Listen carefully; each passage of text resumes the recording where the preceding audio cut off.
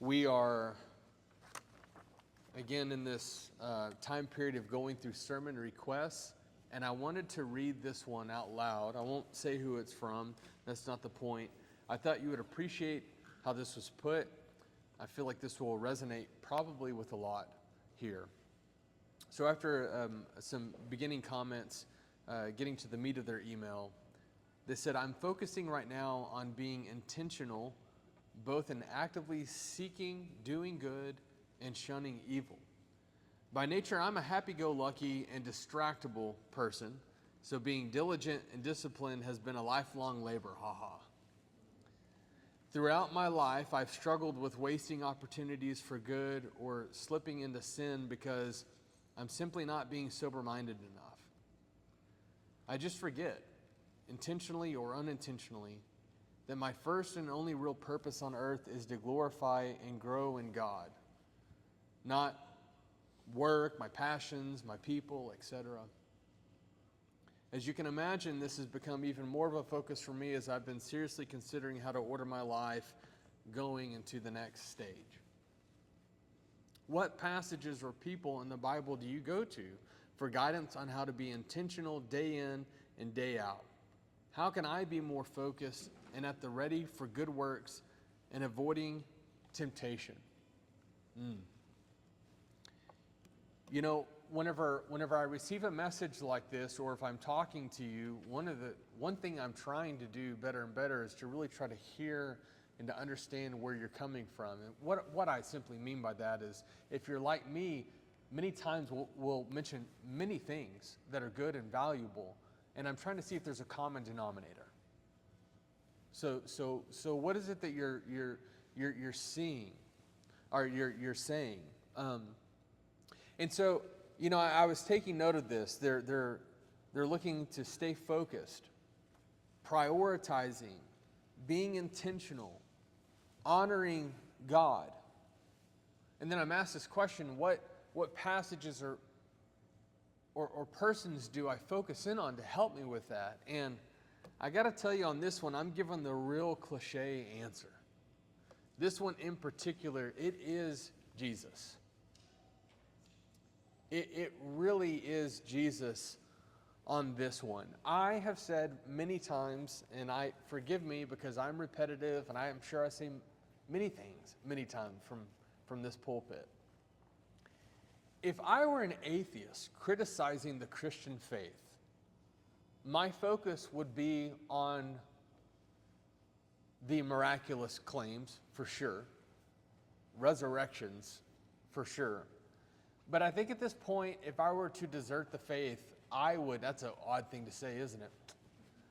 I would take a backdoor approach, and I would say, I've never met a Jesus. I don't believe anyone's that good. I don't buy it. I've never seen someone with that much self-control and discipline, someone so laser-focused.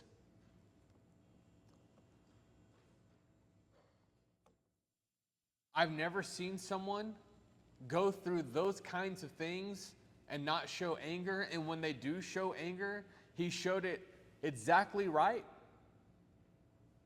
And if you're paying attention, even in his anger, he's trying to rebuke people to help them. I've never seen a person you're telling me he knew he was going to die in that way and knew the people around him were going to abandon him, that they were self-centered and they would argue over the pettiest things, and he let them kill him, and even when he was up on the cross, he was still preaching to them for their sake. I just don't, listen, I don't believe that. What I believe is, I could understand why this made-up individual in John chapter 2, 24 and 25 says that he didn't entrust himself to mankind. He needed no one to bear witness about mankind because he knew what was in man. Now that I believe. Listen, brethren, if you're here this morning and every person in your life hasn't disappointed you, you're not looking closely enough. Or you're not old enough to understand disappointment. I think about everything that Jesus had on his shoulders. By the way, as a side note, young men, I want to encourage you, if you have the ability, whenever you get older, to preach. Because what I get to do, like in the next few minutes, is the greatest honor that any man has. What I get to do during the week, talking about God, and what I get to do right now, which is dote on Jesus Christ for a few minutes, it's worth all the baggage that comes with it. Isaiah chapter 9. Now, in this context,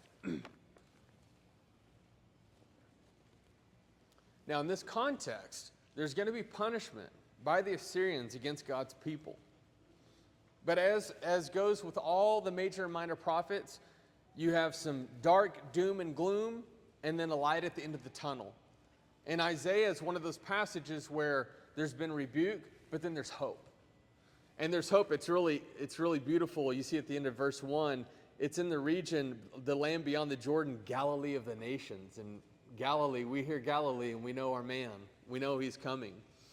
And so the passages change and it's got some hope. And then verse 6, and this is going to sound familiar, for to us a child is born, it's looking forward to a blessing. For to us a child is born, to us a son is given, and the government shall be upon his shoulder, and his name shall be called Wonderful Counselor, Mighty God, Everlasting Father. Think about that. Prince of Peace. Of the increase of his government and of peace there will be no end. On the throne of David and over his kingdom, to establish it and uphold it with justice and with righteousness from this time forth and forevermore. The zeal of the Lord of hosts will do this. I want you to think about that. The zeal of the Lord of hosts. I want that zeal. I want that focus. I like Isaiah 9 because of the descriptions given to Jesus, our King. Wonderful Counselor, Everlasting Father, Mighty God, Prince. I love that. But this morning I want you to think about it this way. Do you see what's on his shoulder? And not only a Davidic kingdom, the physical realm, as the Jews would see it. No, it was greater than that. Because what was on his shoulder? A spiritual kingdom in which he would come and execute righteousness and justice and salvation for people. And Jesus had all of that on his shoulder. Now think about how big that is. But let me remind you of Jesus. You asked me, who do I go to? This is why I like going to Jesus, because of a passage like John chapter 4. What's amazing to me about Jesus is you have the greatest figure that will ever walk the earth, as we prayed about what God has done, what he will do, and what he's doing. And all of that was true about Jesus, and he was approachable. You could get to him. But see, there's a lot of people that are approachable. Maybe you can get to them. But they've got so many big things going on. It may not even be disrespect to you, but they just don't have time for you. And what's great about King Jesus is that that's exactly who he was. And so we come to this Samaritan woman. And I want to remind you, you're talking about the day-to-day, how to focus in. Listen, Jesus was like us, and his beauty is seen in the day-to-day. And Jesus was a man, if he walked a long distance, you know what happened to King Jesus long ago? It made him tired and weary. And he'd find himself hungry and thirsty, just like you and just like me. And so it was on this day. Verse 4, and he had passed through Samaria, so he came to a town of Samaria called Sychar, near the field that Jacob had given to his son Joseph. Jacob's well was there. So Jesus, wearied as he was from his journey, was sitting beside the well. It was about the 6th hour. A woman from Samaria came to draw water. Jesus said to her, "Give me a drink." For his disciples had gone away into the city to buy food. He asked for a drink because he's thirsty, and they go to get food because he's what? Hungry. The Samaritan woman said to him, "How is it that you, a Jew, ask for a drink from me, a woman of Samaria? For Jews have no dealings with Samaritans." Jesus answered her, "If you knew the gift of God and who it is that is saying to you, 'Give me a drink,' you would have asked him, and he would have given you living water." Do you see what just happened to him? He really is thirsty. But this woman talks to him, and he realizes that she's spiritually parched and that she hasn't eaten maybe her whole life. And he takes this physical conversation, and all he can see is spiritual. And so he abandons the fleshly mindset. It's just gone. And he starts talking about living water to her immediately. Because that's how he thinks. That's how he operates. Always. And then what's interesting is by the end of it, this woman who was also thirsty, she has to go outside of the city. She takes her bucket with her. It's a lot of work. Yeah, a lot of work. Those women back then. And you get that water and you got to take it all the way back into town. But listen what happens after she has her time with Jesus. Verse 28, so the woman left her water jar and went away into town and said to the people, "Come see a man who told me all that I ever did. Can this be the Christ?" She forgot about the physical water because before she walked away, Jesus supplied the living water. And she wasn't even thinking about the physical anymore. Do you see that? And then Jesus, verse 31, meanwhile the disciples were urging him, saying, "Rabbi, eat." They returned, but he said to them, "I have food to eat that you do not know about." So the disciples said to one another, "Has anyone brought him something to eat?" He said, "My food is to do the will of him who sent me and to accomplish his work." So the woman walks away, and she's not thinking about water. And whenever she walks away, he's not thinking about food anymore.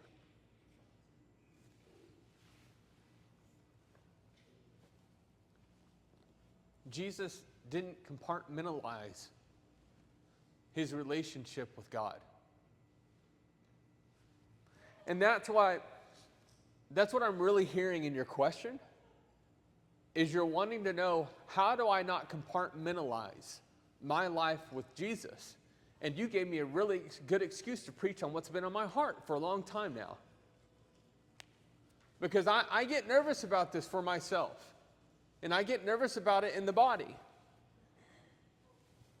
That we take Jesus some places, but not everywhere.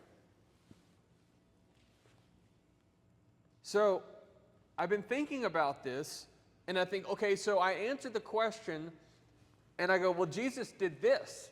Don't you see it, like with the woman at the well? And do you see how much responsibility he has? And he did it. But then I think you would go, maybe then, here's not the question I'm asking, but how did he do that? Because in the Bible, I could say, well, see, Moses did it here, and Aaron did it here, and Noah did it here, and Abraham did it here, and Hannah did it here, and Esther did it here. Okay, but then you're going, yeah, but what? But how? And especially with Jesus, are you ready for this one? The reason why Jesus stayed perfectly focused and never slipped is because, and don't take this personal, it's true of all of us, he loves God more than you.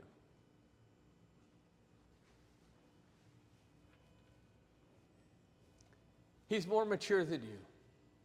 He's more serious than you. He has more depth than you. Ouch. But I think we need to hear this morning. Jesus did that because of his strength, and also the flip side of that coin is your weakness. I'm going to say something that I'm okay saying at this point. Jesus had advantages that you don't have. There are people in this world that live, and here's the thing, you see this all the time. You can grow up in a certain home, in a household, and you will have advantages. Do you really want to argue with me on that one? You don't think someone can be brought up in a certain environment and not have an advantage over someone else? Are you sure you want to argue that with me?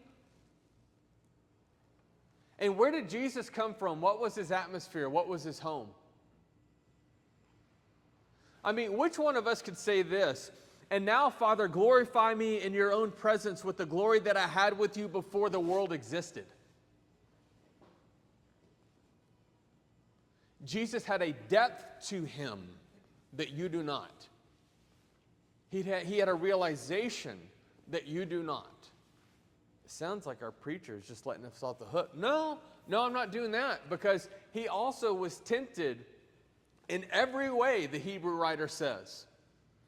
The reason why we call him he says that we have a sympathizing high priest. The difference, I always get these mixed up, but sympathy and empathy, but this Hebrews 4 will help me remember. Sympathy means that I know what you've gone through. Jesus says, I joined you in your humanity, in your flesh and blood. I was wearied and tired and hungry. You think that after 40 days in the wilderness, whenever Satan offered to turn the stones into bread, I wasn't hungry? No. I was hungry, but I have more depth than you. And giving into that just isn't an option for me, but it proves to be an option for you, and that's where you and I are different.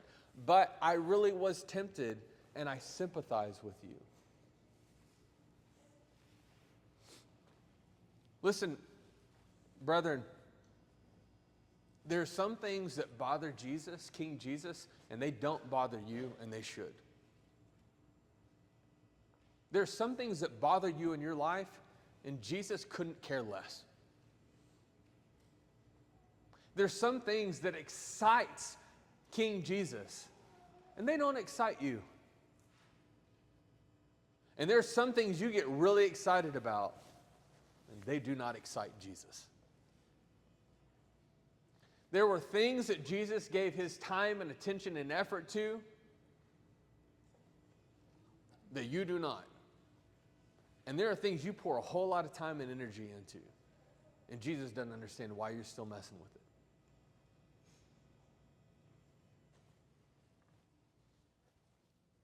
God help us all. We're kind of in a pickle, aren't we? Now, as I come to a close, because I don't think these things are complicated. I tell you, I think I'm going through a stage right now where I just feel like almost everything we're talking about is not complicated. We complicate things, which makes a lot more sense to me, by the way, because that just makes sense that God wouldn't complicate things. I think we complicate things.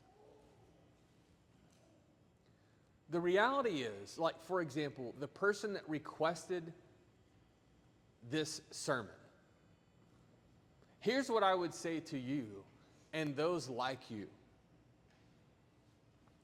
Now, this doesn't matter because I'm not a judge. I'm not the judge. But if I had to judge, if God says, what do you think about person A? I would say, Lord, you know they're faithful. And I would expect the Lord to say, absolutely. Flawed? Sure, aren't we all, but faithful. And so to you, I would say this. Keep growing, keep going, and enjoy the walk. You're always going to do that.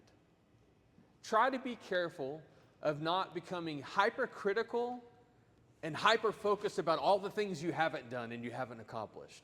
Because we could all say that. I could have said more. I could have read more. I could have served more. I could have prayed more. All of us could do that. But the God that I know is not wanting a person to be overwhelmed with, well, I could have done more. He's wanting you to enjoy the relationship that he has called you into and to walk beside him as he watches you grow over time as a loving father, and he celebrates in the growth, and he is merciful and gracious whenever we stumble. And that's what I believe it is. And I believe we need to stop from getting antsy spiritually and like, well, something's got to be going on. No, maybe something doesn't have to be going on. Maybe you just keep the walk. And nothing dramatic has to happen. Don't worry, life will hit you. You'll have plenty of opportunities. That's gonna happen. But for the rest, I would say, beware of compartmentalizing Jesus. He didn't compartmentalize you. You were always in his head and his heart because he loves you. And I really want you to hear that. He cares about you. And this to me isn't fluff preaching anymore. We need to hear that. And it's because of his love that it motivates me to walk by his side. Listen, compartmentalizing in our realm has its pros. In science, we need to compartmentalize. Sometimes the physics guy just needs to worry about physics so the biology gal can just worry about biology.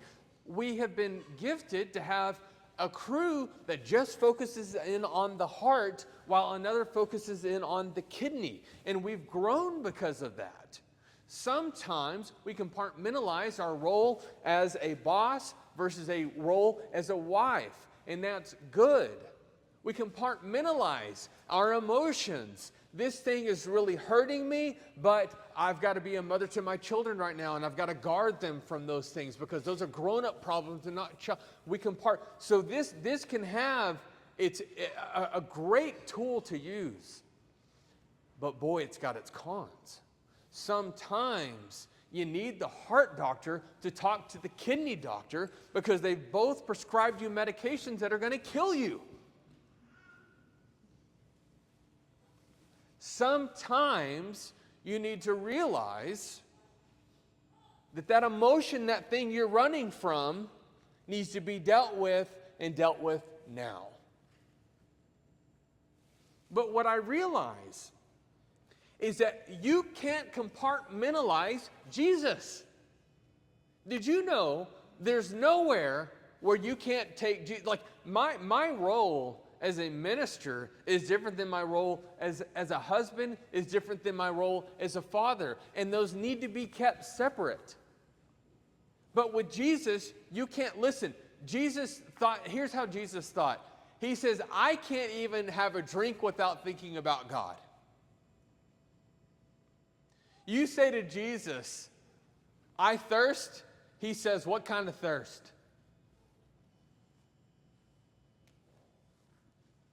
Jesus can't have a meal without blessing it. See, you're going to read the scriptures. No, please don't do this.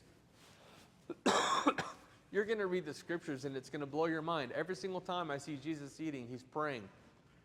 And you do two things with that observation. You think, well, because you have to or because you get to. Why do you think Jesus prayed before he had a meal? Let me uncomplicate this. Because you have to. No, because he actually just wanted to thank his Father for the meal that he was about to receive. It's not complicated. And do you know that people like him had that same mentality? Paul had a Jesus mindset. Paul couldn't eat without Jesus. I'm going to sit down to eat. Yeah, that was sacrificed today in the temple downtown. He goes, can't eat it. What are you talking about? Now that you said that, I can't eat it because that's gonna mess with that brother right there. I won't eat or drink anything that'll cause my brother to stumble. Oh, thank you. This is a great meal. But you know what? I'm going to put down my fork and knife lest I be a glutton. Because if anyone's going to control my life, it'll be Jesus Christ, but not my fleshly desire. I'll say, he couldn't even eat a meal without bringing Jesus to the table, brother. We have got to stop compartmentalizing Jesus. Amen?